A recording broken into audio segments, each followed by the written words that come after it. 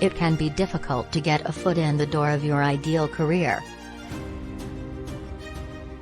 Since most Americans work well into their 60s, it makes sense for them to have rewarding careers and enjoyable jobs.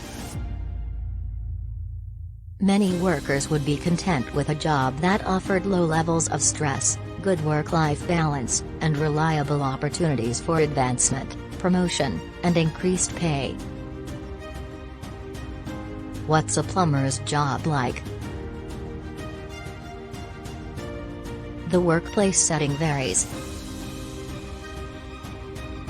Plumbers employed by businesses might work during the day, but those employed on construction sites would need to put in more time to complete a project.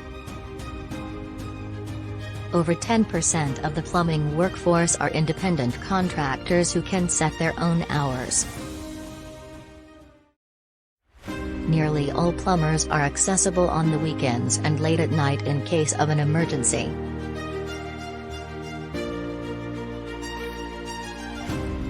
Thank you for watching Plumbing Part 2. Make sure to hit the like button and subscribe. Plumbing Part 3 coming soon. If plumbing is your career choice, take a look at the pinned comments.